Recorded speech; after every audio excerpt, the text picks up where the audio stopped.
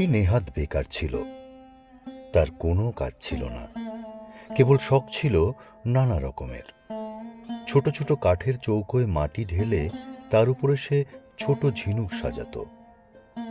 দূর থেকে দেখে মনে হতো যেন একটা এলোমেলো ছবি, তার মধ্যে পাখির ঝাঁক কিংবা এবড়ো খেবড়ো মাঠ, সেখানে গরু চড়ছে কিংবা উঁচু নিচু পাহাড়, তার গা দিয়ে ওটা বুঝি ঝর্ণা হবে কিংবা পায়ে চলা পথ। বাড়ির লোকের কাছে তার লাঞ্ছনার সীমা ছিল না। মাঝে মাঝে পণ করত পাগলামি ছেড়ে দেবে, কিন্তু পাগলামি তাকে ছাড়ত না। কোনো কোনো ছেলে আছে সারা বছর পড়ায় ফাঁকি দেয়, অথচ পরীক্ষায় খামোকা পাশ করে ফেলে। এর সেই দশা হলো। সমস্ত জীবনটা অকাজে গেল, অথচ মৃত্যুর পরে খবর পেলে যে তার স্বর্গে যাওয়া মঞ্জুর। কিন্তু নিয়তি স্বর্গের পথেও মানুষের সঙ্গ ছাড়ে না। দুধগুলো মার্কা ভুল করে তাকে কেজো লোকের স্বর্গে রেখে এলো। এই স্বর্গে আর সবই আছে, কেবল অবকাশ নেই। এখানে পুরুষরা বলছে হাঁপ ছাড়বার সময় কোথা, মেয়েরা বলছে চললুম ভাই, কাজ রয়েছে পড়ে। সবাই বলে সময়ের মূল্য আছে, কেউ বলে না সময় অমূল্য। আর তো পারা যায় না বলে সবাই আক্ষেপ করে আর ভারী খুশি হয়। খেটে খেটে হয়রান হলুম, এই নালিশটাই সেখানকার সঙ্গীত। এ বেচারা কোথাও ফাঁক পায় না, কোথাও খাপ খায় না। রাস্তায় অন্যমনস্ক হয়ে চলে, তাতে ব্যস্ত লোকের পথ আটক করে। চাদরটি পেতে যেখানেই আরাম করে বসতে চায়, শুনতে পায় সেখানেই ফসলের ক্ষেত, বীজ পোঁতা হয়ে গেছে। কেবলই উঠে যেতে হয়, সরে যেতে হয়।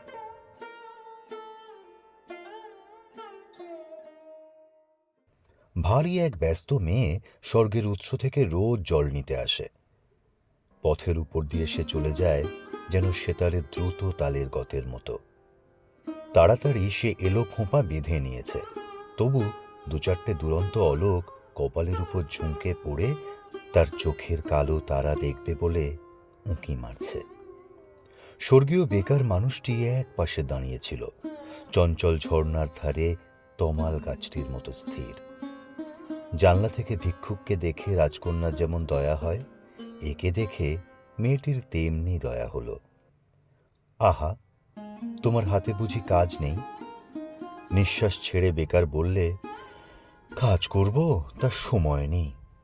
মেয়েটি ওর কথা কিছুই বুঝতে পারলে না, বললে, আমার হাত থেকে কিছু কাজ নিতে চাও?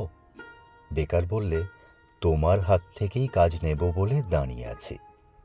কি কাজ দেব? তুমি যে ঘড়া কাঁখে জল তুলে নিয়ে যাও, তারই একটি যদি আমাকে দিতে পারো। ঘড়া নিয়ে কি হবে, জল তুলবে?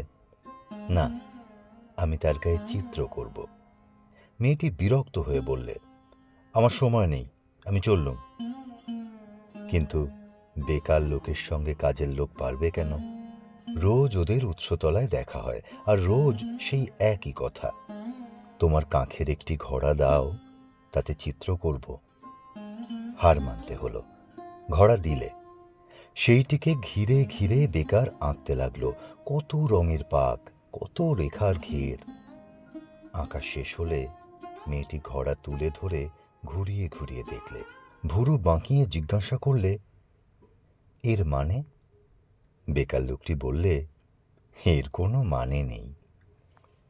ঘড়া নিয়ে মেয়েটি বাড়ি গেল।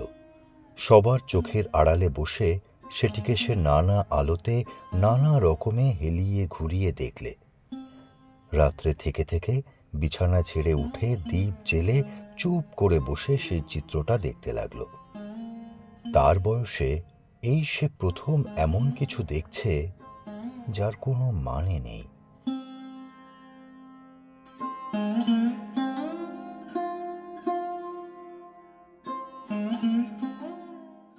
তার পরদিন যখন সে উৎসতলায় এলো, তখন তার দুটি পায়ের ব্যস্ততায় একটু যেন বাধা পড়েছে। পা দুটি যেন চলতে চলতে আনমনা হয়ে ভাবছে, যা ভাবছে তার কোনো মানে নেই। সেদিনও বেকার মানুষ এক পাশে দাঁড়িয়ে। মেয়েটি বললে, কি চাও? সে বললে, তোমার হাত থেকে আরও কাজ চাই। কি কাজ দেব? যদি রাজি হও, রঙিন সুতো বুনে বুনে তোমার বেনি বাঁধবার দড়ি তৈরি করে দেব। কি হবে? কিছুই হবে না। নানা রঙের নানা কাজ করা দড়ি তৈরি হলো। এখন থেকে আয়না হাতে নিয়ে বেনি বাঁধতে মেয়ের অনেক সময় লাগে। কাজ পড়ে থাকে, বেলা বয়ে যায়।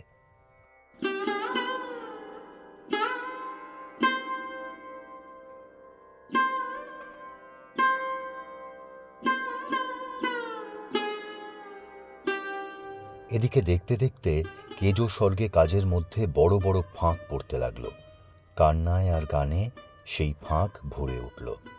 স্বর্গীয় প্রবীণেরা বড় চিন্তিত হল। সভা ডাকলে।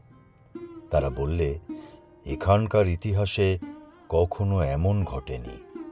স্বর্গের দূত এসে অপরাধ স্বীকার করলে। সে বললে, আমি ভুল লোককে ভুল স্বর্গে এনেছি। ভুল লোকটিকে সভায় আনা হলো। তার রঙিন পাগড়ি আর কোমরবন্ধের বাহার দেখেই সবাই বুঝলে বিষম ভুল হয়েছে। সভাপতি তাকে বললে, তোমাকে পৃথিবীতে ফিরে যেতে হবে। সে তার রঙের ঝুলি আর তুলি কোমরে বেঁধে হাঁপ ছেড়ে বললে, তবে চললুম। মেয়েটি এসে বললে, আমিও যাব।